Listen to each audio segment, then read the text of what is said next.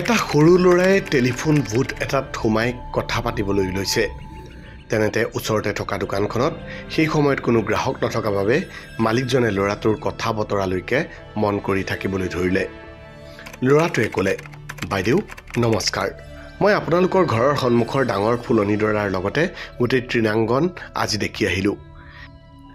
মই সেইখিনি কটা মেলা কৰাৰ কামটো ল'ব বিচাৰোঁ।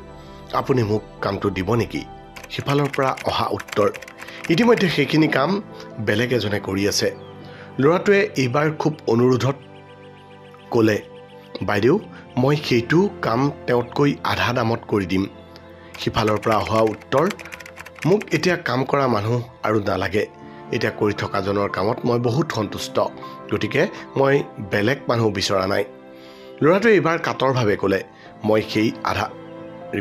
মই সেই কাম আধা দামতে আপোনাৰ ঘৰৰ মজিয়াও মচি দিম আৰু বাচন বৰ্তনো ধুই দিম।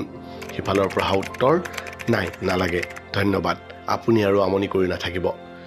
ল'ৰাটোৱে ফোনটো ৰাখিলে আৰু মুখত মিচিকীয়া হাঁহি এটা লৈ তাৰ পৰা আঁতৰি যাবলৈ বুলি খোজ দিলে। দোকানীজনে সিফালৰ কথাখিনি শুনা নাছিল যদিও ল'ৰাটোৰ মুখৰ কথাখিনিৰ পৰাই বুজিলে যে তাক এটা কামৰ খুব প্ৰয়োজন হৈছে। ল'ৰাটোলৈ তেওঁৰ বেয়া লাগিল। তেওঁ তাক ক'লে, বোপাই তোমাক এটা মজুৰিৰ খুব প্ৰয়োজন হৈছে নহয়? তোমাৰ কথাৰ পৰাই মই সকলো বুজি পাইছোঁ, আৰু তুমি যে একো বেয়া কামত হাত নিদি এনেদৰে কাম কৰি খাবলৈ ইচ্ছা কৰিছা সেইটো দেখি মোৰ বহুত ভাল লাগিছে।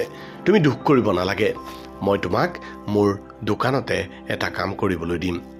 ল'ৰাটোৱে নালাগে ধন্যবাদ বুলি তপৰাই কৈ দোকানীজনৰ কথাত বেছি কাণ নিদি গুচি যাবলৈ ধৰিলে।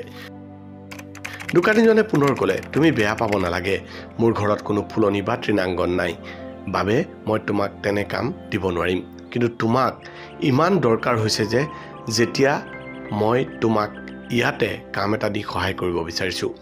তেতিয়া ল'ৰাটোৱে দোকানীজনক ক'লে, আপুনি ভুল বুজিছে, আচলতে মই কাম বিচৰা নাই। মই যালৈ ফোন কৰিছোঁ কামটো বিচাৰিছিলোঁ সেই মানুহগৰাকীৰ ঘৰত কামটো ময়ে কৰি আছোঁ।